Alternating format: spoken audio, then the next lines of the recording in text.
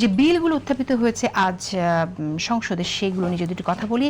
একটি তো হচ্ছে আপনি জানেন যে গুম আইনের সাথে সমন্বয় করে শক্তিশালী মানবাধিকার কমিশন গড়ার পরিকল্পনা রয়েছে, সেটিও আজকে স্বরাষ্ট্রমন্ত্রী জানিয়েছেন সংসদে। আমি স্টারসুজন ফুয়াদ আপনার মন্তব্য শুনতে চাই এই বিষয়ে। ধন্যবাদ। প্রথম কথা হচ্ছে যে এই যে বলা হচ্ছে যে কোন আইনের সাথে সমন্বয় করে আরও ভালো আইন করা সম্ভব, রাষ্ট্রের এত টাকা অপচয় করবার প্রয়োজন কী ছিল? এই কাজগুলো তো অলরেডি করে গেছে ইন্টারিম অ্যাডমিনিস্ট্রেশন, এবং তারা এই কাজগুলো করবার জন্য সাফিসিয়েন্ট কনসালটেশন করছে, যারা এক্সপার্ট ছিল তাদের সাথে কথা বলেছে।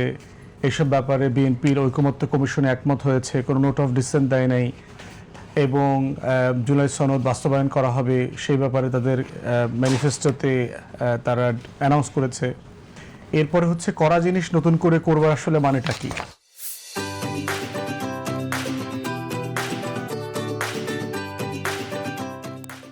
বরং যেটা মনে হচ্ছে যে জুলাই সনদের সবচেয়ে গুরুত্বপূর্ণ সংস্কারগুলোকে আন্ডারমাইন করা, বাদ দেওয়া, বিলোপ করা, আমলে না নেয়া এবং গুরুত্বপূর্ণ ধারাগুলোকে বাদ দিয়ে এটাকে এমনভাবে খতনা করা হচ্ছে যে ইট ডাজন্ট এক্সিস্ট, ফার্মের মুরগির পশম তুলে ফেলার মতো আর কি। অথবা দেখবেন যে বাহিরে যারা মেষ পালক আছে, মেষগুলোকে যখন শেভ অফ করে তখন যেভাবে দেখা যায়, তখন মনে হচ্ছে জুলাই সনদটাকে একটা সংস্কারবিহীন, মৌলিক বন্দোবস্ত পরিবর্তনবিহীন একটা ফ্রেমে আনছে, যেটা জুলাই সনদ নামে বাস্তবায়িত হবে কিন্তু আসলে সংস্কার থাকবে না।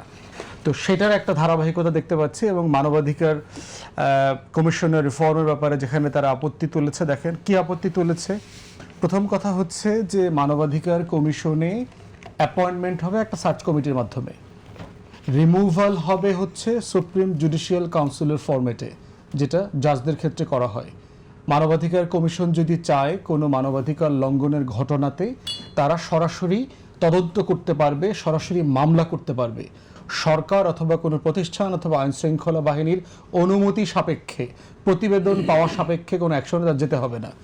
তাহলে এই যে নখদন্তহীন আমরা মানবাধিকার কমিশন যেটা দেখেছি, এবং যেই মানবাধিকার লঙ্ঘনের সবচেয়ে বেশি বড় ভিকটিম হয়েছে বিএনপি এবং তাদের নেতাকর্মীরা, সেই জায়গাতে এসে আজকে আবার সেই করে যাওয়া কাজগুলোকে আন্ডু করবার মধ্য দিয়ে এটার কোনো সংস্কার হচ্ছে না, বরং হচ্ছে পূর্বতন যেভাবে ডিসফাংশনাল কমিশনগুলো ছিল সেই কমিশনগুলোকে আগের ফর্মে ফিরিয়ে নেবার চেষ্টা করা হচ্ছে।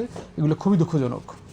আচ্ছা, আমরা এই বিষয়ে যেমনটা শুনছি সেটা হচ্ছে যে সরকারি দল বলছে যে বিল উত্থাপন করা হবে, তারা আসলে শক্তিশালী মানবাধিকার কমিশন গঠন করবে সে কথাটা বলছে।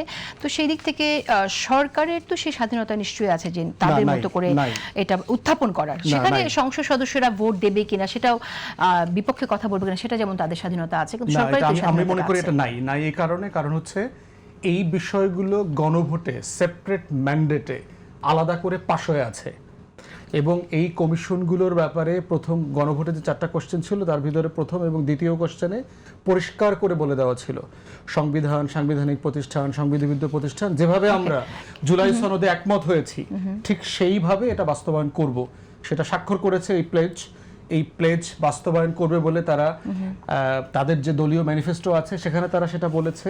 এরপর এটা রেফারেন্ডাম হয়েছে, এরপরে নতুন করে এটা আবার বিল করে আনার আলাদা কোনো ম্যান্ডেট তারা নেয় নাই। আচ্ছা, আমরা এটা নিয়ে কথা বলবো, কারণ জুলাই সনদের যে জুলাই সনদ বাস্তবায়নের কথা আমরা খুব শুনছি, কিন্তু জুলাই সনদ 4টা যেটা সাইন করা হলো সেটার থেকে আদেশের সাথে একটা তফাৎ আছে আমরা দেখতে পাই। গণভোটে যাওয়ারও একটা ডিফারেন্স আছে।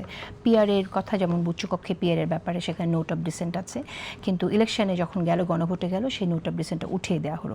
সেখানে কিন্তু এটা সবাই ঐক্যমতে পৌঁছায়নি জায়গাটায়।